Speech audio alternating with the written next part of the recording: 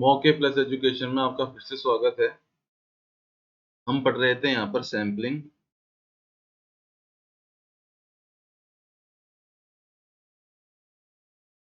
या प्रतिचयन सिद्धांत।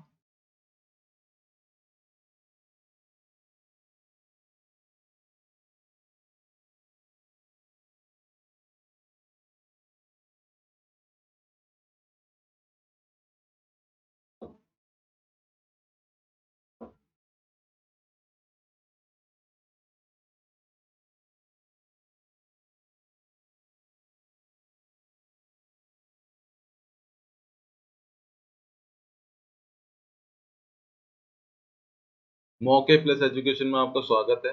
हम पढ़ रहे थे सैम्पलिंग थ्योरी, जो आपके संगणक भर्ती परीक्षा 2023 की यूनिट 3 का पार्ट है। अभी तक हम पढ़ चुके हैं कि हम सैम्पलिंग का जो प्रतिदर्श चयन का है उसका यूज क्यों लेते हैं, किस किस प्रकार से की जा सकती है। मैंने जो बताया था यहाँ पर आप दो प्रकार से कर सकते हैं। किसी भी समष्टि के बारे में निष्कर्ष जो होता है किसी भी दो प्रकार से निकाल सकते हैं। या तो पूर्ण गणना के द्वारा निकाल सकते हैं, या फिर आप किसके द्वारा निकाल सकते हैं, प्रतिदर्श के हिसाब से निकाल सकते हैं।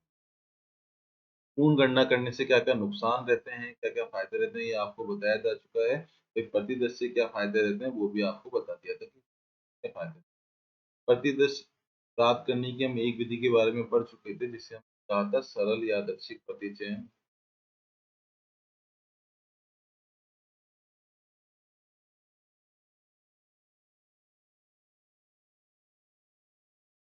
ठीक है, इसमें हमने दो विधियां पढ़ी थी। एक पढ़ी थी लॉटरी मेथड और दूसरी पढ़ी थी रैंडम नंबर्स। ये यादृच्छिक अंक हैं। अब हमने जो सरल यादृच्छिक प्रतिचयन पढ़ा था, तो उसमें हमने क्या देखा था, एक हमने अजम्पशन माना था कि जो सरल यादृच्छिक प्रतिचयन में होता है कि जो हमारी समष्टि होती है पूरी की पूरी, वो क्या होनी चाहिए, सजातीय होनी चाहिए। वहां पर एक जैसे ही लोग निवास करने चाहिए, सजातीय होनी चाहिए। एक जैसे ही पूरी की पूरी जो इकाई है वो आपस में एक जैसी होनी चाहिए। लेकिन क्या होता है, रियल वर्ल्ड में हम देखते हैं तो ये चीज पॉसिबल नहीं हो पाती है।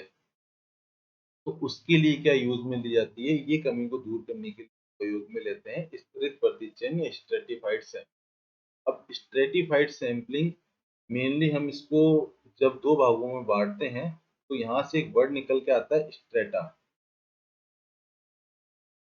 या स्तर, जो भी होता है समूह। तो इस प्रकार के चयन में क्या किया जाता है कि हम पूरी समष्टि को, तो पहले यहाँ से हटा देते हैं एक बार।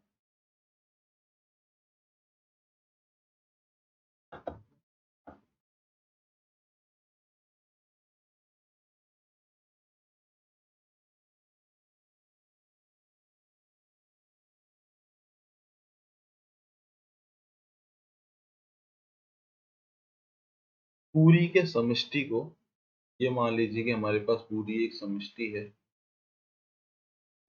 अब हम देखते हैं कि इस समष्टि के अंदर विभिन्न विभिन्न स्तर के लोग रहते हैं, विभिन्न विभिन्न समूह के लोग रहते हैं। अब विभिन्न विभिन्न समूह से तात्पर्य ये है कि इसके कुछ अलग तरीके की विशेषताएं रखते हैं, ये समूह कुछ अलग तरीके की विशेषताएं रखता है, ये समूह कुछ अलग तरीके की विशेषताएं रखता है, और इन सभी से भिन्न ये समूह कुछ अलग तरीके की विशेषताएं रखता है। पूरी की पूरी रियल वर्ल्ड में इस तरह की पॉपुलेशन होती है। अब रैंडम सैंपल अगर हम काम में लेंगे, सरल यादृच्छिक प्रतिचयन है, तो उसमें क्या करते हैं, इकाई इस तरीके से फैली हुई है और सभी इकाइयों की चुने जाने की संभावना सेम ही रहती है। तो हम क्या करेंगे, इकाइयों को चुनेंगे, तो वो सभी समूह में से, सभी स्तरों में से चुन के आती है। ठीक है, तो कभी कभार ऐसा हो सकता है कि जब हम ये रैंडम सैंपलिंग ले रहे हो, तो जो हमारे पास सैंपल आया है, प्रतिदर्श आया है, वो किसी एक ही स्तर का आ जाए या एक ही समूह का आ जाए। उससे क्या होगा कि जो हम पॉपुलेशन है उसके बारे में जो निष्कर्ष निकलेगा वो बिल्कुल ही फॉल्स निकलेगा और वो पॉपुलेशन का प्रतिनिधित्व नहीं कर पाएगा। ऐसी स्थिति में हम क्या करते हैं, स्थिर चयन या स्ट्रेटिफाइड सैंपलिंग का उपयोग करते हैं। इस प्रकार की विधि में क्या करते हैं, मान लीजिए कि यहाँ पर ये 4 प्रकार के समूह के लोग हैं पूरी की पूरी समष्टि के अंदर। अब हम क्या करेंगे कि हर समष्टि के अलग-अलग बना लेंगे। मान लीजिए कि इस पूरी पॉपुलेशन को हम इस तरीके से लिख सकते हैं कि 4 भागों में अलग-अलग है। अब हम क्या करेंगे, रैंडम सरल यादृच्छिक प्रतिचयन जो था, रैंडम सैंपल था, उसके द्वारा बराबर-बराबर हर समूह में से लोग ले लेंगे। तो इन समूह को तो हम क्या कहते हैं, स्ट्रेटा कहते हैं। ठीक है, और इसमें से बराबर-बराबर लोग लिए जाएंगे। हमने पूरी समष्टि को 4 भागों में डिवाइड किया और हर समष्टि में से 4 प्रकार की समष्टि बन गई, N1, N2, N3 and N4। और n ये पूरी पॉपुलेशन क्या बना रहे हैं, n मिलके बना रहे हैं, बराबर के N1 प्लस N2 प्लस के N3 प्लस के N4। ठीक है, अब इन पूरी की पॉपुलेशन में से, अलग अलग पॉपुलेशन में से हम क्या करेंगे, सैंपल सरल यादृच्छिक प्रतिचयन के द्वारा चुन लेंगे। तो इस प्रकार की जो विधि होती है उसे हम कहते क्या है, स्तृत प्रतिचयन या स्ट्रेटिफाइड सैंपलिंग कहते हैं। इसमें हम पढ़ लेते हैं क्या है, इस प्रकार के प्रतिबिंब समष्टि को उप समूह में विभाजित करते हैं, जैसे हमने विभाजित कर दिया। ठीक है, इस प्रकार से इसे गठित स्तर कहा जाता है। तो जो स्ट्रेटा होते हैं उसे हम क्या कहते हैं, गठित स्तर कहते हैं। अब इन समूह की भीतर की इकाइयां एक दूसरे का सामान्य विशेषताओं को साझा करते हैं। ये मैंने बताया था कि चार अलग अलग वर्ग के लोग रहते हैं, ठीक है, अलग अलग की अलग अलग विशेषताएं हैं सबकी। अब जिनकी एक से विशेषताएं हैं उनको हम अलग अलग कर लेंगे, कि हमने 4 भागों में अलग अलग कर लिया। जो समान विशेषताएं होती हैं, सामान्य विशेषताएं होती हैं, उसके साथ अलग अलग कर लेते हैं। अब इसमें क्या होगा, जैसे मान लीजिए कि हमने क्या लिया था, औसत आय का एग्जाम्पल लिया था। ठीक है, तो एक किसी शहर के अंदर सभी वर्ग के लोग रहते हैं, तो मान लीजिए कि ये सामान्य विशेषता एक जैसे साझा करेंगे, तो ये क्या हो जाएंगे, निम्न वर्ग के लोग हो जाएंगे। ये क्या हो जाएंगे, मध्यम वर्ग के लोग हो जाएंगे। ये उच्च वर्ग के लोग हो जाएंगे, और ये मान लीजिए अति उच्च वर्ग के हो गए। तो क्या होगा, हमने सब में से क्या किया है, बराबर बराबर सैंपल लिया है। तो जो हमारे पास ओवरऑल सैंपल आएगा इन चारों को मिला के, वो उस पॉपुलेशन का समान रूप से प्रतिनिधित्व करेगा। ये इसमें बात है। इस कारण से इसको स्तरित प्रतिचयन कहा जाता है, क्योंकि हम इसको अलग अलग स्ट्रेटा के अंदर बांट देते हैं, स्ट्रेटिफाइड सैंपलिंग कहा जाता है। अब जैसे मैंने एग्जाम्पल बताया कि प्रति व्यक्ति आय का अनुमान विभिन्न वर्गों यथा धनी मध्यम निम्न वर्ग के आधार पर लगाने का में आता है स्थित प्रतिचयन। तो स्थित प्रतिचयन का सिंपल सा रूल है कि जब पूरी की पूरी पॉपुलेशन अगर सजातीय नहीं होती, उसमें भिन्न भिन्न अलग अलग प्रकार के समूह होते हैं, तो हम क्या करते हैं, स्थित प्रतिचयन काम में लेते हैं। अब जैसे ये मैंने एक ग्राफ बनाया है, इस ग्राफ के थ्रू समझेंगे हमारे टोटल पॉपुलेशन में कितनी यूनिट थी, n यूनिट थी, n इकाई थी। ठीक है, अब n इकाई में से हमने क्या किया, उनकी जो सामान्य विशेषताएं साझा करते हैं उनके हिसाब से हमने उसको अलग अलग बांट दिया। ये स्ट्रेटम फर्स्ट हो गया, स्ट्रेटम सेकंड हो गया, और ये स्ट्रेटम n के हो गया। ये के प्रकार के समूह हो गए, स्ट्रेटम के समूह हो गए। ठीक है, अब इन के प्रकार के समूह में से हम n1 इकाई के निकाल लेंगे, इसमें से n2 निकाल लेंगे, इसमें से n1 निकाल लेंगे, इसमें से n के निकाल लेंगे। अब ये सारे के पूरे जो सैंपल हैं वो मिलके किसका निर्माण करेंगे, प्रतिदर्श n का निर्माण करेंगे small का। तो हाँ, आगे जाके हमने क्या देखा कि ये n समष्टि की पॉपुलेशन थी, जिसमें n संख्या की इकाई थी, टोटल इकाइयों की संख्या कितनी थी, n थी। हमें क्या छांटना होता है, इनमें से n में से एक n छांटना होता है, स्मॉल n, n, n संख्या का प्रतिदर्श छांटना होता है। तो हमने क्या किया कि हमने समान विशेषताओं को रखने वाले पहले अलग अलग समूह बांट लिया, और उन समूह में से अलग अलग सैंपल निकाल के उनको एक साथ रख लेते हैं, तो हमें n में से n स्मॉल n प्राप्त हो जाता है। ठीक है, तो इस प्रकार की समष्टि के गुण क्या होते हैं, इस प्रकार के जो सरल यादृच्छिक प्रतिचयन होता है उसके गुण क्या होते हैं, कि ये क्या करेगा कि पूर्ण प्रतिदर्श, जो प्रतिदर्श निकल के आएगा उस संपूर्ण समष्टि का क्या करेगा, प्रतिनिधित्व करता है। ठीक है। सरल यादृच्छिक प्रतिचिह्न की तुलना में स्तृत प्रतिचिह्न क्रियाविधि अधिक सटीक होती है। ठीक है। और इसकी सीमाएं क्या क्या होती हैं? ठीक है। अब हमें सीमाओं में क्या होता है कि हमने जैसे हमें ध्यान तो है कि एक पॉपुलेशन के अंदर विभिन्न विभिन्न विशेषताओं के क्या कहते हैं, लोग रहते हैं। ठीक है। तो लेकिन क्या होता है कि हमें इन्हें पहचानने की आवश्यकता होती है, जो एक ही बहुत ही कठिन टास्क होता है कि अलग अलग विशेषताओं के लोगों को उनको छांट के उनका एक अलग से समूह बनाना एक कठिन टास्क हो जाता है। ठीक है। अगर इनके हम सजातीय समूह को पहचान लें तो सिंपल है, लेकिन रियल वर्ल्ड के अंदर सजातीय समूह को पहचानना काफी मुश्किल होता है। अगर सजातीय समूह की हम पहचान नहीं कर पाएंगे तो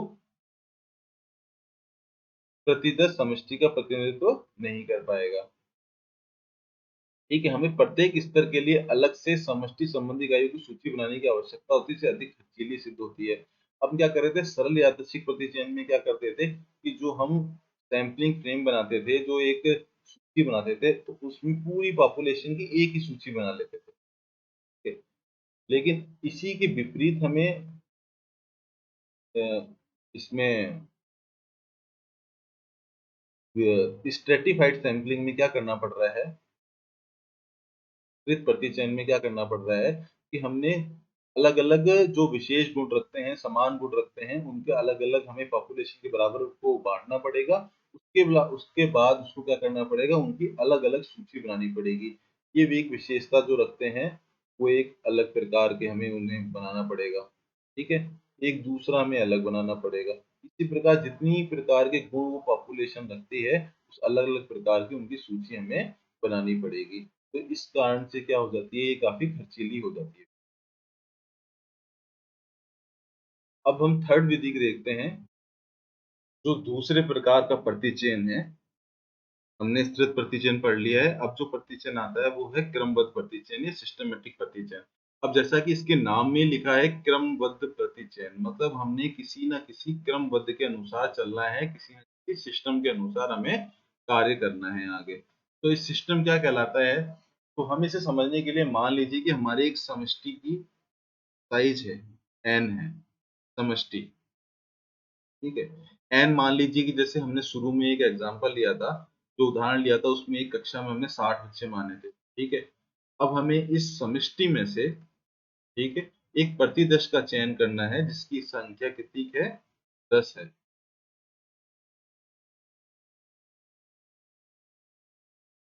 तो इस 10 प्रतिशत का चयन करने के लिए स्तृत प्रतिचयन में क्या किया जाता है, सॉरी, सिस्टमेटिक सैंपलिंग, जो क्रमबद्ध प्रतिचयन हम पढ़ रहे हैं, क्रमबद्ध प्रतिचयन में क्या किया जाता है, तो हम क्या करते हैं, सबसे पहले 60 को इस तरीके से लिख लेते हैं कि वो 10 के गुणक में आए, क्योंकि हमें टोटल कितना चाहिए, 10 का सैंपल चाहिए। तो 60 को किस प्रकार लिख सकते हैं, 10 इंटू 6। ठीक है। हमें कितने का सैंपल चाहिए, 10 का सैंपल चाहिए, 10 का प्रतिशत चाहिए, प्रति 10 चाहिए। और इसको 6 से मल्टी करने पर क्या हो जाता है, समष्टि की पॉपुलेशन बन जाती है। तो हम सबसे पहले इस विधि के अंदर स्टेप क्या हो जाती है, हमें सबसे पहले क्या करना पड़ेगा, ये मान लीजिए कि ये कैपिटल एन था, बराबर ये स्मॉल एन आ गया, और ये कोई संख्या के आ गई। ठीक है। तो हमें इस 1 से लेकर के तक के बीच में एक कोई सी भी रैंडम संख्या का चयन करना है। रैंडम कैसे करेंगे हम विधि का, रैंडम विधि हम चाहे लॉटरी मेथड काम में लेंगे, चाहे हम यादृच्छिक संख्या काम में लेंगे। ठीक है। अब यहाँ पर हमारा क्या है, के क्या है, 6 है। तो हमें सबसे पहले क्या करना पड़ेगा, 1 से लेकर 6 तक की संख्या में कोई भी एक रैंडम संख्या चयन कर ली। मान लीजिए कि वो संख्या, रैंडम चयन संख्या हमारे पास आ गई 3। ठीक है। ये हमारा जो तीसरे नंबर का, जो तीसरे नंबर के सामने जो वैल्यू होगी तीसरी संख्या के सामने, वो हमारा पहला सैंपल हो जाएगा। अब क्या हमें टोटल सैंपल्स कितनी चाहिए, 10 चाहिए। हम दूसरे सैंपल ज्ञात करने के लिए क्या करेंगे, इस 3 के अंदर इस k को जोड़ देंगे। ये k हमारा यहाँ पर क्या है, 6 है, तो 3 में 6 9 हो गया।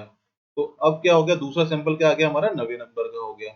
तीसरा सैंपल क्या होगा, 9 के अंदर क्या करेंगे, 6 जोड़ देंगे, हमारा तीसरा सैंपल 15वें नंबर का हो गया।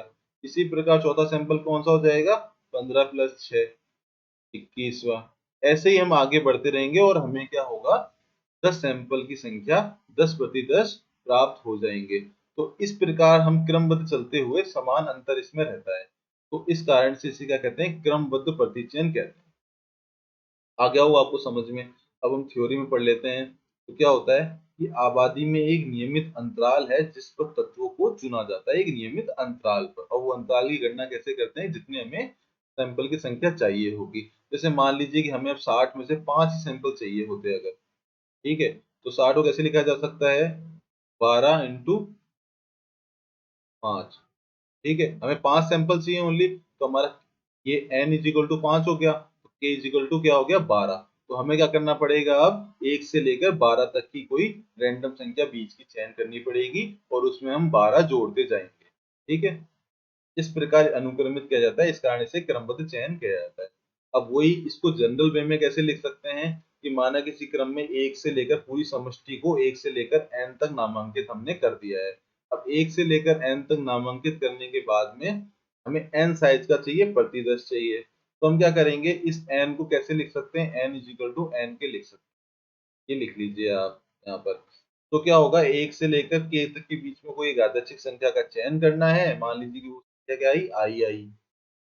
इसके बाद आई के बाद पहली इकाई कौन सी हो जाएगी, जिसका सीरियल नंबर क्या है, आई है। जैसे हमारे केस में 3 आया था आई। ठीक है, अब उसमें क्या करेंगे, उसमें क्या करेंगे, उसको के जोड़ते जाएंगे। तो पहला सैंपल आई हो गया, दूसरा सैंपल आई प्लस के हो गया, तीसरा sample I plus T two के हो गया। इस प्रकार एनवा सैंपल क्या हो गया, आई प्लस एन के हो गया।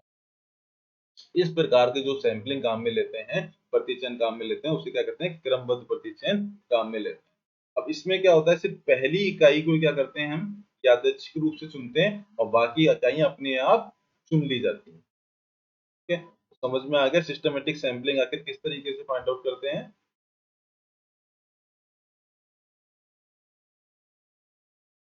ये आपको देखो एग्जांपल बना के देते हैं। जैसे कि मान लीजिए किसी पॉपुलेशन में कितने हैं, 10 लोग हैं। ठीक है, हमें 4 लोगों का सैंपल चाहिए। ठीक है, 11 को 4 में कैसे लिखेंगे, 11/4 हो गया, तो 11 4 दूनी 8 और 4 7 28। तो 11 को कैसे लिख सकते हैं हम, 2.7 इंटू 4 में लिख सकते हैं। अब क्या करेंगे, इसमें हम क्या करेंगे कि इसकी पूर्ण संख्या मान लेंगे, 3 के बराबर है ये, निकटतम संख्या के बराबर, पूर्ण संख्या के बराबर में। तो हम क्या करेंगे, 1 से 3 तक के बीच में कोई भी रैंडम संख्या हम क्या ले लेंगे, चुन लेंगे। मान लीजिए कि वो दो संख्या कौन सी है, 2 है। ठीक है, तो हमारा क्या आ गया, पहला सैंपल क्या आ गया, दूसरा आ गया। ठीक है, अब इसमें क्या करेंगे, 3 जोड़ते जाएंगे के की वैल्यू, दूसरा सैंपल 5 आ गया।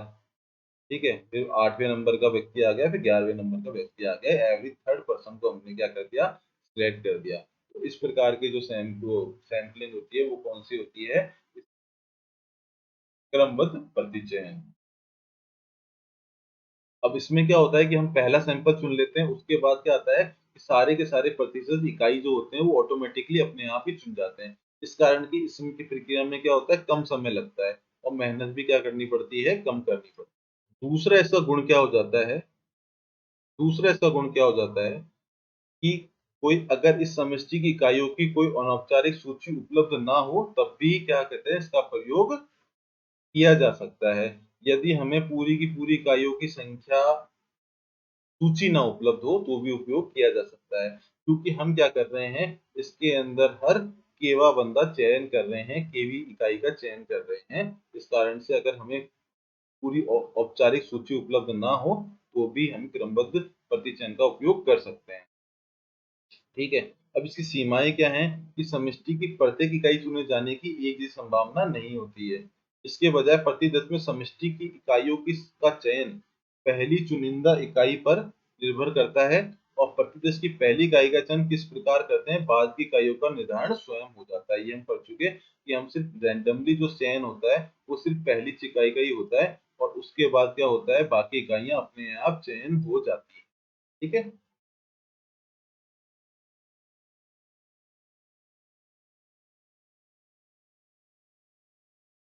जैसे अब कभी कभार क्या होता है, कोई हम पॉपुलेशन अगर किसी पॉपुलेशन का अध्ययन करते हैं, और हमें पूरी पॉपुलेशन के बारे में ज्ञात नहीं होता, वो आने वाले समय में मतलब आने वाले समय के अंदर उभरती जाती हैं। जैसे हम मान के चलें कि किसी पॉपुलेशन के अंदर अभी संख्या कितनी थी, n थी, 50 थे, ठीक है। लेकिन क्या होता है कि जैसे जैसे हम समय में आगे बढ़ेंगे तो तो उस पॉपुलेशन की संख्या क्या होगी, बढ़ती जाएगी। 30, 70 हो गई, 80 हो गई। तो हमें क्या होता है, एक फाइनल पॉपुलेशन का संख्या के बारे में, उसकी साइज के बारे में पता नहीं होता है। ऐसी स्थिति में क्या हो जाता है कि इसका जो खर्चीला और समय लगने वाला होता है ऐसा प्रतिचयन, और वो क्या करता है, पूरी पॉपुलेशन का प्रतिनिधित्व भी नहीं करता है। जैसे मान लीजिए कि हम कुछ जन्म लेने वाले 0 से 1, हम कुछ ऐसी विशेषताओं को पता करने चाहते हैं। जैसे मान लीजिए कि 0 से 1 वर्ष के बच्चे, कोई बच्चे है, वो किसी स्पेसिफिक बीमारी से ग्रसित हुए या नहीं हुए, ये हमें कुछ पता करना है, ठीक है। अब क्या होगा कि जैसे जैसे हम ये सैंपल करेंगे, ठीक है, तो हमारे 0 से 1 बच्चों की संख्या क्या है, बढ़ती जाएगी धीरे धीरे, क्योंकि धीरे धीरे पॉपुलेशन ग्रोथ होती जाएगी, ठीक है। तो ऐसी स्थिति में क्या है, पॉपुलेशन डिसाइडेड नहीं होती है। अब हमारा जो चौथा प्रतिचयन आता है वो आता है क्लस्टर, गुच्छ प्रतिचयन। ये क्या, स्ट्रेटिफाइड सैंपलिंग जो हमने स्तृतित प्रतिचयन पढ़ा था उससे ही मिलता जुलता पार्ट है। स्ट्रेटिफाइड सैंपलिंग में हम क्या करते थे कि हमारी क्या होती थी, पॉपुलेशन के अंदर विभिन्न सजातीय गुणों वाले विभिन्न विभिन्न अलग अलग लोग रहते थे, अलग अलग समूह रहते थे, ठीक है। तो हम क्या करते थे कि प्रत्येक समूह में से एक सैंपल अलग अलग ले लेते थे, ठीक है। स्ट्रेटिफाइड सैंपलिंग में यूं करते थे। लेकिन क्या होता है, कुछ प्रतिचयन में हमारा क्या होता है कि हम क्या करते हैं कि मान लीजिए कि किसी पॉपुलेशन को अलग अलग समूह में विभाजित किया जा सकता है, अलग अलग उनके गुणों के आधार पर, ठीक है। तो हम क्या करते हैं इसमें, ये मान लीजिए कि हमने ये डिसाइड कर दिया अलग अलग सारे के साथ, ये सारे मिलकर एक पॉपुलेशन का, एक समष्टि का निर्माण करते हैं, ये सारे। अब हम क्या करेंगे, यादृच्छिक रूप से ये पूरी की पूरी पॉपुलेशन ही, जो स्मॉल पॉपुलेशन है, उसको चुन लेंगे, ठीक है। अब हमने यादृच्छिक रूप से कितने क्या चुन लिए, जैसे मान लीजिए इसको 10 भागों में हम क्या करते हैं, विभाजित कर सकते हैं। और हम क्या करेंगे, यादृच्छिक रूप से इनमें से कोई 3 चुन लिया, एक ये चुन लिया, एक यह चुन लिया, एक ये चुन लिया, ठीक है। ये 3 आ गए। अब हम क्या करेंगे, इन तीनों की हम क्या करते हैं, पूर्ण गणना कर लेते हैं, पूर्ण गणना। तो इस प्रकार की जो सैंपलिंग होती है वो होती है गुच्छ प्रतिचयन, कि हम पूरे के पूरे एक गुच्छ का चयन कर लेते हैं और उसकी क्या करते हैं, पूर्ण गणना करते हैं। और स्ट्रेटिफाइड सैंपलिंग में क्या कर रहे थे, इस गुच्छ में से हम क्या कर रहे थे, एक प्रतिदर्श का चयन कर रहे थे। और इसमें क्या करते हैं, इस गुच्छों में से गुच्छों का प्रतिचयन का चयन कर, प्रतिदर्श का चयन करते हैं और उसकी पूर्ण गणना कर ली जाती है। जैसे हमने लिखा है, कुल जनसंख्या को क्या करते हैं, हम समूह या वर्गों में विभाजित करते हैं और वर्गों को यादृच्छिक रूप से चुन लेते हैं, उन समूह को, ठीक है। उन समूह को यादृच्छिक रूप से हमने चुन लिया। अब इनको क्या कहते हैं, हम गुच्छ कहते हैं या क्लस्टर कहते हैं, ठीक है। अब इनमें गुच्छ में उपस्थित सभी इकाइयों का क्या करते हैं, हम सर्वेक्षण किया जाता है, ठीक है। अब जैसे किस इस प्रकार से कर सकते हैं हम इसका निर्धारण, हम भौगोलिक स्थिति के हिसाब से कर सकते हैं। जैसे हम पूरा देश मान लें तो हम उसको क्या कहते हैं, भौगोलिक स्थिति के हिसाब से अलग अलग बांट लें और किसी भी भौगोलिक स्तर का चयन करके उसकी पूर्ण जनगणना कर लें। या आयु के आधार पर कर सकते हैं कि 0 से 10 का अलग बना लें, 10 से 20 का अलग बना लें, 20 का 30 का अलग बना लें, 30 से 40 का अलग बना लें और एक पूरा गुच्छ चुनकर उसकी संपूर्ण गणना कर लें। इस प्रकार से इसका कर सकते हैं। ये ग्राफ से समझाया, मान लीजिए कि पूरी पॉपुलेशन को एनएम यूनिट को बता सकते हैं कि मान लीजिए पॉपुलेशन साइज हमारी कितनी है। यहाँ पर हम मान लेते हैं पॉपुलेशन साइज हमारी पी है, तो पी को किस प्रकार लिखा जा सकता है, एन और एम के गुणा में लिखा जा सकता है। तो ऐसे एन क्लस्टर बन जाएंगे, एन गुच्छ बन जाएंगे, ठीक है। सब में कितनी कितनी के एम यूनिट्स हैं, ठीक है। इसको ऐसे मान के चलती है कि हमारे पास 100 की पॉपुलेशन थी, जिसे हम 10 गुणा 10 में लिख सकते हैं। तो हमारे 10 क्लस्टर बनेंगे यहाँ पर, N is equal to 10, 10 10 size के बनेंगे। तो हम क्या करेंगे, इस 10 में से कोई 3 क्लस्टर छांट लेंगे और इन 3 क्लस्टरों की पूर्ण गणना कर लेंगे। ठीक है, तो इस प्रकार के प्रतिचयन को हम कहते हैं गुच्छ प्रतिचयन। अब इसके क्या हैं गुण, कि चुनने में कम समय लगता है और पैसा भी खर्च कम होता है। अब इसमें होता है सभी गुच्छों का अध्ययन करने की आवश्यकता नहीं होती, कि जो हमारे पास क्लस्टर चयन होके आया है, गुच्छ चयन होके आया है, उसकी हम पूरी की पूरी गणना कर लेते हैं। ठीक है, इससे क्या होता है, क्षेत्र कार्य काफी सरल हो जाता है। जब क्षेत्र कार्य सरल हो जाता है तो कम पैसा लगेगा और कम ही खर्चा होगा। ठीक है, अब इसकी सीमाएं क्या क्या हो जाती हैं, कि इकाइयों की तुलना में गुच्छों की इकाइयां अधिक समरूप होती है। इसका अर्थ है कि विषम गुच्छों को गठित करना कठिन कार्य है। ठीक है, ये चीज हमारे स्ट्रेटिफाइड सैंपलिंग में भी थी, कि अलग अलग समूह के जब अलग अलग लोग रहते हैं तो उनकी किसी विशेषताओं के आधार पर उनको अलग अलग करना बहुत ही कठिन कार्य हो जाता है। ठीक है, अब यादृच्छिक प्रतिचयन की तुलना में, स्थिर प्रतिचयन की तुलना में प्रतिदश माप के लिए गुच्छ प्रतिचयन प्रतिचयन क्षमता निम्न होती है। यह केवल कम खर्चीली विधि है, लेकिन सांख्यिक दृष्टिकोण से अधिक कुशल विधि नहीं होती है। क्यों नहीं होती, क्योंकि हम एक ही समूह के लोगों का चयन कर लेते हैं, उसकी पूर्ण गणना कर लेते हैं। ठीक है, तो लेकिन हमें पूरी पॉपुलेशन के बारे में निष्कर्ष निकालना होता है। तो अगर मान लीजिए कि हमारे पास किसी विभिन्न 3 तरीकों के और वह गुच्छ आ गए और हमने उनकी पूर्ण जनगणना कर ली, लेकिन ये 3 गुच्छ क्या संपूर्ण पॉपुलेशन का प्रतिनिधित्व नहीं कर पाते हैं। इससे सांख्यिकी दृष्टिकोण से यह कुशल विधि नहीं होती है। एक यहाँ पर वर्ड आया था कि प्रतिदश एमाप। ठीक है, इसको कहते हैं सैंपलिंग त्रुटि या प्रतिचयन त्रुटि। प्रतिचयन त्रुटि। ठीक है, तो क्या होगा कि जो प्रतिचयन त्रुटि होगी वो स्तरित सैंपलिंग और यादृच्छिक सैंपलिंग, सिंपल रैंडम सैंपलिंग और स्ट्रेटिफाइड सैंपलिंग। ठीक है, स्ट्रेटिफाइड सैंपलिंग इसकी तुलना में प्रतिचयन त्रुटि इसकी इसकी क्रमबद्ध प्रतिचयन की ज्यादा आएगी। तो ये क्वेश्चन पूछने लायक रहता है कि प्रतिचयन त्रुटि किसकी अधिक रहती है, प्रतिचयन त्रुटि किसकी अधिक रहती है। तो हम बताएंगे प्रतिचयन त्रुटि हमेशा क्रमबद्ध चयन की अधिक रहती है।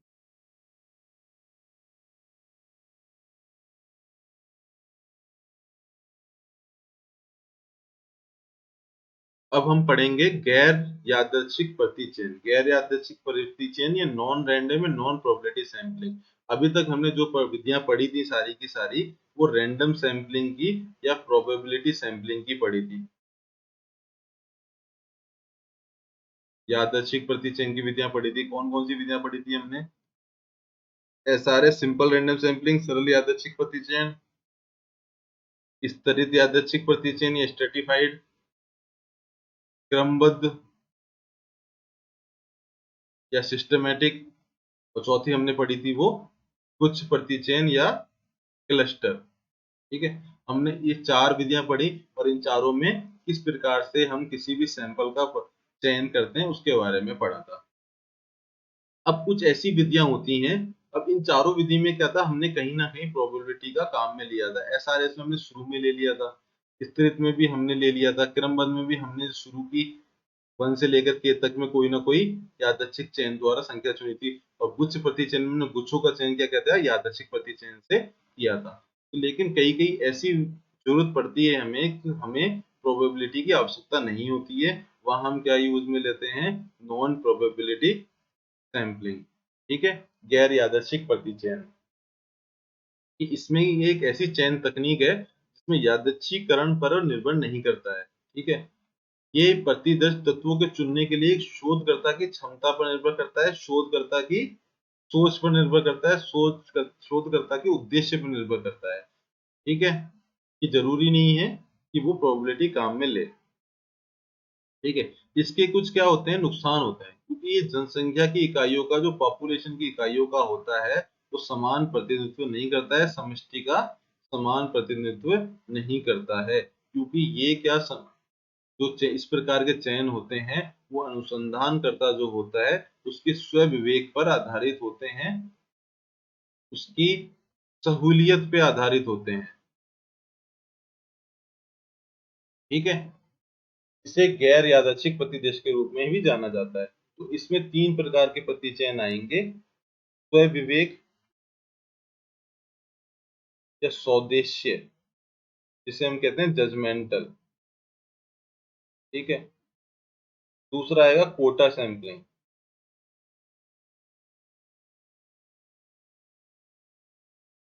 कोटा सैंपलिंग। थर्ड जो आएगा कन्वीनियंस और सुविधाजनक सैंपलिंग। सुविधाजनक। अब इन तीनों में क्या डिफरेंस होता है वो हम एक एक करके देख लेते हैं। तो पहले हम पढ़ रहे हैं स्वविवेक या स्वउद्देश्य प्रतिचयन, तो कहते हैं जजमेंटल। तो जजमेंटल का मतलब सिंपल सा है कि स्व विवेक, खुद के विवेक पर आधारित, खुद के विवेक से जो अगर वो चयन करता है तो उसे क्या कहते हैं, जजमेंटल सैंपलिंग या स्व विवेक प्रतिचयन कहते हैं। में शोधकर्ता अपने निर्णय विवेक के आधार पर प्रतिदेश का चयन करता है। ठीक है, और शोधकर्ता खुद ही मान लेता है कि जो प्रतिदर्श है वो समष्टि का प्रतिनिधित्व कर रहा है। अब जैसे क्या मान लें, उपभोक्ता सूचकांक की गणना की जाती है, ठीक है, कीमत सूचकांक की। तो उसमें क्या होता है, उसके स्व विवेक पर आधारित होता है कि हम आधार वर्ष का कौन सा लें। ठीक है, आधार वर्ष का चयन क्या होता है, उसके जो वैज्ञानिक होता है, जो इकोनॉमिस्ट होता है, वो अपने आधार पर ले लेता है, अपने स्वविवेक निर्णय के आधार पर ले लेता है कि आधार वर्ष कौन सा लेना चाहिए। तो इस कीमत सूचकांक में हम क्या करते हैं, इसका स्वविवेक प्रतिचयन का उपयोग करते हैं। इसका गुण वही है कि सस्ती होती है, सरल होती है, आसानी से अपनाई जाने वाली है, क्योंकि क्या होता है, शोधकर्ता के विवेक पर आधारित होती है, शोधकर्ता के जजमेंटल पे आधारित होती है। ठीक है, अब ये क्या प्रतिनिधित्व नहीं करती है, सीमा इसकी ये है कि भाई सामान्यीकरण के आधारित नहीं होती है और शोधकर्ता के विवेक पर निर्भर करती है। अगर शोधकर्ता का अगर वो कुछ गलत सुन लेता है तो पूरी की पूरी जिम्मेदारी शोधकर्ता की ही इसमें होती है। दूसरे प्रकार का जो प्रतिचयन होता है कि जो नॉन रैंडम सैंपलिंग में आता है, वो आता है कन्वीनियंट सैंपलिंग। ठीक है, कन्वीनियंट सैंपलिंग मतलब सुविधाजनक, अपना कन्वीनियंस देखता है। शोधकर्ता क्या करता है, अपना सहूलियत देखता है, सुविधाजनक हिसाब से होता है। जैसे मान लीजिए कि मुझसे कहा जाए कि है ना, कि आप है ना अपने एरिया की औसत आय की गणना, प्रति व्यक्ति आय की गणना करके लाओ। और मैं क्या करता हूँ कि अपनी गली के अंदर ही जाके, अपने मोहल्ले के अंदर ही जाके, अपने आस पड़ोस में जाके किसी 10 लोगों की आय की गणना कर ले आता हूँ और कह देता हूँ कि मेरे पूरे मोहल्ले का, पूरी जो मेरी कॉलोनी है उसकी क्या है, आय ये है। तो ये मेरी क्या हो जाती है, कन्वीनियंस सैंपलिंग हो जाती है कि मैं अपनी सुविधाजनक के अनुसार मैंने सैंपलिंग या प्रतिचयन कर लिया है। ठीक है, ऐसी स्थितियों में प्रतिचयन संबंधी इकाइयों का चयन का जिम्मा अनुसंधानकर्ता पर होता है। यह समष्टि इकाइयों को सहजता से प्रतिदर्श में शामिल किया जाता है। ठीक है, वे सही समय पर सही जगह पर मिल जाती है। ठीक है, अगर किसी को सामने होता हुआ ही दिख जाए और उसी की तलाश में वो निकला हो तो वो इस प्रकार का प्रतिचयन काम में ले लेता है, उसको प्रतिदर्श के रूप में ले लेता है। ठीक है, अब इसमें क्या था, इस प्रकार के प्रतिचयन में धन की बर्बादी और समय की बर्बादी कम होती है और परिणामों का अनुमान किया जाता है। ठीक है, अब इस प्रकार का प्रतिचयन कब करते हैं, जैसे मान लीजिए कि बजट सत्र आया, ठीक है, और उदाहरण किसी वस्तु की कीमत बढ़ गई, तो नई सरकार बनेगी अब, तो उसमें क्या होगा, वो आम जनता की राय क्या करेगी, किसी शोधकार को ले लेगी, किसी एनजीओ को ले लेगी, या किसी अपने गवर्नमेंट के एम्प्लॉय ले लेगी। उनके अनुसार उस शोध पर प्रतिशत जान के जो वो निर्णय ले लेगी, वो अपनी सुविधा के अनुसार प्रतिजन का चयन कर लेते हैं। तो इस प्रकार की जो सुविधा के अनुसार प्रतिचयन होता है वो होती है कन्वीनियंट सैंपलिंग या सुविधाजनक सैंपलिंग। कम खर्चीली होती है, समय कम लगता है, पति से एक तरफा का चयन हो सकता है और समष्टि का प्रतिनिधित्व प्रतिशत प्राप्त नहीं होता है, इसलिए परिणामों के प्रभावी रूप नहीं दे सकते। अब वही बात है कि जो कोई भी किसी भी प्रकार की अगर नॉन रैंडम सैंपलिंग या गैर यादृच्छिक प्रतिचयन होगा, तो उसमें क्या होता है, वो पॉपुलर समष्टि का हमारे क्या कर नहीं करता, प्रतिनिधित्व नहीं करता है। तो समष्टि का प्रतिनिधित्व नहीं करता है, तो उसके जो परिणाम निकल के आएंगे, निष्कर्ष निकल के आएंगे, वो क्या हो सकते हैं, गलत भी हो सकते हैं और व्यवहारिक रूप से सही नहीं होते हैं।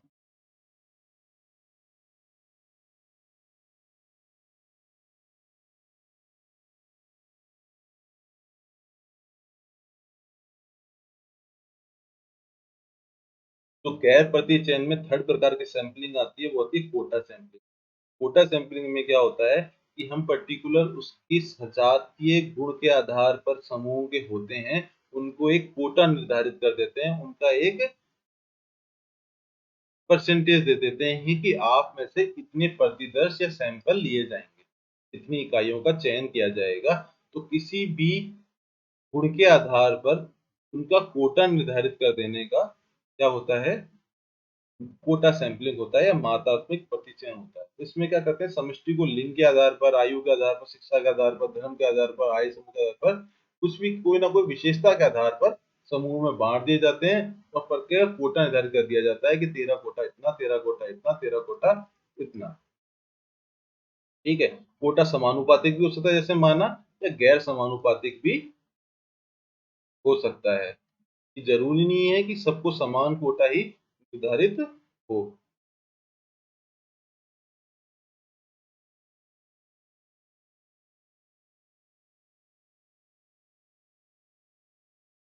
जरूरी नहीं है कि सबको ही समान, क्या हुआ ये, सबको समान कोटा निर्धारित हो। ठीक है, ये गलत हो गया, यहाँ पर 20 करोड़। ठीक है, तो किसी ना किसी को समान कोटा भी दिया जा सकता है और असमान कोटा भी दिया जा सकता है, और उस कोटे के अनुसार उसमें प्रतिदर्श का चयन कर लिया जाता है।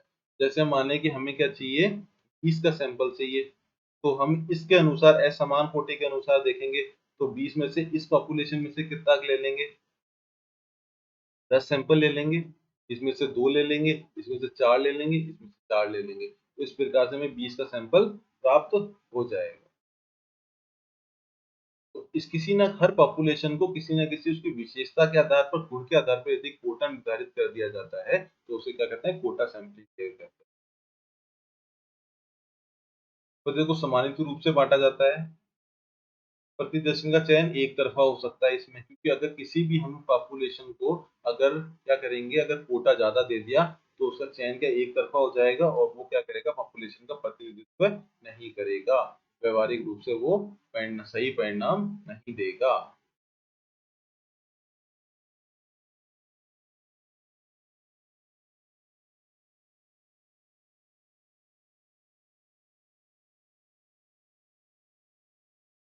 ठीक है, तो यहाँ पर हमारे ये सैंपलिंग के सारे जो भी आपके संगणक के सिलेबस में था, वो कंप्लीट हो जाता है। और हमने क्या क्या पढ़ा, हम देख लेते हैं कि हमने दो प्रकार की सैंपलिंग विधियां पढ़ी हैं।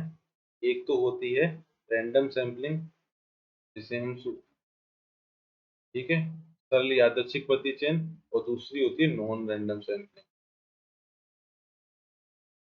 ठीक है, अब इसमें हम दो विधियों में इसको बांट दिया था। एक तो क्या कहता था कि हमने चार विधियां पढ़ी थी हमने, सरल, त्वरित, क्रमबद्ध और गुच्छ। और इसके अंदर हमने क्या पढ़ी, तीन विधियां पढ़ी हैं। कौन कौन सी थी, कन्वीनियंट, कोटा, तीसरी कौन सी थी, जजमेंटल।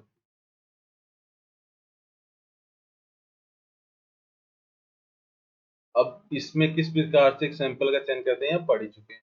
अब हम क्या करेंगे कि जो पिछले वर्षों के अंदर संगणक भर्ती परीक्षा के अंदर जो क्वेश्चन आए हैं, ठीक है, उनको एक बार हम देख लेंगे कि उनका हम हल कर सकते हैं या नहीं कर सकते हैं। अब पहला प्रश्न इसके अंदर आता है कि विश्व कप क्रिकेट के लिए टीम का चयन किस प्रकार किया जाएगा कि कैसे किया जाएगा, ये आपके आर्थिक अन्वेषण 2000 की परीक्षा में आया था। अब दैव प्रति चयन पहला ऑप्शन है, वो क्या होता है, रैंडम सैंपल। रैंडम सैंपल हम यूज नहीं ले सकते, क्योंकि हम जब क्रिकेट टीम का चयन कर रहे हैं तो हमें खिलाड़ियों का देखना होगा, प्रदर्शन देखना होगा, उसकी योग्यता देखनी होगी कि भाई उसने कितने मैच खेले हैं और उसका पुराना प्रदर्शन कितना रहा है, वास्तव में वो इंटरनेशनल मैच खेलने लायक है या नहीं है। ठीक है, तो उसने कितने रन बनाए हैं, तो काफी देखनी पड़ेगी। तो रैंडम किसी का भी चयन नहीं किया जा सकता, तो देय प्रति चयन बिल्कुल गलत है।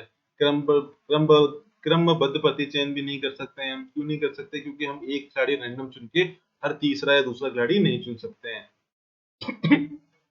इसी प्रकार हम देखते हैं कि गुच्छ प्रति चयन भी नहीं किया जा सकता।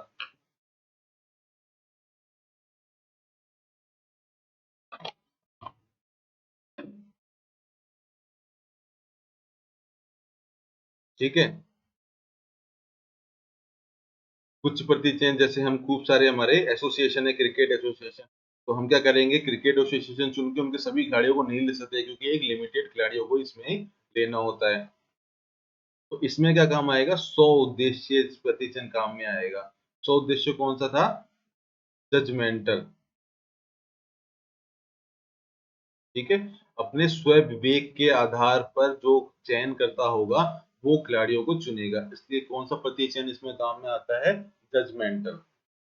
वो देखेगा, उनकी योग्यता देखेगा, उनका प्रदर्शन देखेगा, उस हिसाब से वो चयन करेगा। दूसरा क्वेश्चन है कि जब भी कोई सांख्यिकी का माप संपूर्ण समग्र पर ज्ञात किया जाए तो वह कहलाता है। मैं बता चुका था इसमें कि हमारी दो तरीके से हमारा जो सैंपलिंग का उद्देश्य क्या होता है कि हमारे समग्र समग्र का हमें पॉपुलेशन का निष्कर्ष निकालना होता है। किसके आधार पर निकालना होता है, सैंपल के आधार पर निकालना होता है। सैंपल क्या होता है, इस पॉपुलेशन का एक भाग होता है। अब हम सैंपल के गुणों का अध्ययन करते हैं, ठीक है, उनकी विशेषताओं को निकालते हैं, उनके गुणों को निकालते हैं, तो उसको हम कहते हैं समग्र समष्टि के आधार पर निकालते हैं, उसको हम कहते हैं प्राचल कहते हैं या पैरामीटर कहते हैं। ठीक है, और अगर सैंपल के आधार पर किसी की हम इकाइयों के गुणों का या उसके विशेषताओं का हम अवलोकन करते हैं, तो हम उसे कहते हैं प्रतिदर्शज या क्या कहते हैं, स्टेटिस्टिक। ठीक है, तो क्या हो जाएगा, यदि संपूर्ण समग्र पर ज्ञात कर रहे हैं तो क्या कहेंगे, उसे प्रति प्राचल कहेंगे। प्रतिदर्श सैंपल पे होता है, सैंपलिंग फ्रेम है नहीं। और संभाव्य विभव बिंब क्या होता है, सैंपलिंग त्रुटि भी कहते हैं इसे, प्रतिचयन त्रुटि। ठीक है, तो हमारा आंसर क्या हो जाएगा, प्राचल। जब आंख बंद करके बहुत सी पर्चियों की आवश्यकता के अनुसार चयन किया जाता है तब इसको विधि कहा जाता है, क्या कहा जाता है, लॉटरी मेथड किया जाता है। ये अपन पढ़ चुके हैं, ये संगणक में आया हुआ आपके कुछ।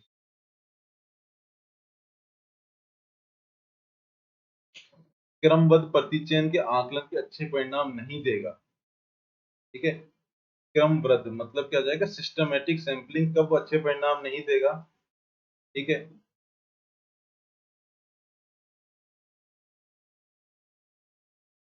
इकाइयों के मध्य विचलन आवर्ती हो, मतलब इकाइयां जो हैं उनके मध्य जो विचलन हो रहा है वो आवर्ती रूप से घट रहा है या बढ़ रहा है, आवर्ती हो। नियमित अंतराल पर चयनित इकाइयों में सह संबंध हो, यदि इकाइयों में सह संबंध होता है किसी भी प्रति चयन के अंदर, तो वो हमारे सैंपलिंग की विशेषता में नहीं आते, प्रतिचयन की विशेषता में नहीं आते। ये एक अजम्पशन प्रतिचयन में यही मान के चलते हैं कि इकाइयां जो होती हैं वो आपस में स्वतंत्र होती हैं, तो सह संबंध होते हैं, तो क्या होगा, क्रमबद्ध प्रतिचयन अच्छे परिणाम नहीं देगा। इसलिए इसमें क्या है, ए और बी दोनों सही है। अब क्वेश्चन है, गुच्छ प्रतिचयन के लिए प्रतिचयन का कौन सा प्रकार सबसे अधिक उपयुक्त है। ये आर्थिक अन्वेषक 2019 में आया है। ठीक है, अब गुच्छ प्रतिचयन है तो इसमें जजमेंटल सैंपलिंग तो लगेगी नहीं। हम जानते हैं कि उसमें से हम गुच्छों को पूरी पॉपुलेशन के अलग अलग बना लेते हैं और इनमें से गुच्छों का चयन करते हैं, क्लस्टर का चयन करते हैं यादृच्छिक विधि के द्वारा। इसमें हमें जितने भी सैंपल चाहिए होते हैं, जितने भी प्रतिदर्श चाहिए होते हैं, उनमें से सैंपल का चयन करते हैं। मान लीजिए कि ये 7 पॉपुलेशन है, अलग अलग एक यूनिक पॉपुलेशन का निर्माण करती है, तो हम इस यादृच्छिक रूप से कोई 3 पॉपुलेशन चुनते हैं, तो सौविदिशीय प्रतिचयन तो हो ही नहीं सकता, इसमें ये स्तरित प्रतिचयन भी काम में नहीं लिया जा सकता। ठीक है, अब दो रहते हैं, प्रतिस्थापन रहित और प्रतिस्थापन सहित, SRS WOR और SRS WR, विदाउट रिप्लेसमेंट और विद रिप्लेसमेंट, प्रतिस्थापन सहित और प्रतिस्थापन, ये हो जाएगा प्रतिस्थापन रहित। ठीक है, अब हम इसमें देखें तो हमने क्या किया कि हमने इसमें से जो ये पूरी पॉपुलेशन ले ली थी और इसकी पूर्ण गणना करी थी, लेकिन हमने इनको सब वापस पॉपुलेशन में क्या रिटर्न नहीं किया था। जब हम पॉपुलेशन में इनको रिटर्न कर देते हैं तो क्या कहते हैं, प्रतिस्थापन रहित सहित। ठीक है, लेकिन हमने इस पॉपुलेशन को निकाल के इसको पूर्ण गणना कर ली। ठीक है, तो ये क्या हो गया, पॉपुलेशन रहित। कौन सा काम में लिया जाता है, पॉपुलेशन रहित वाला।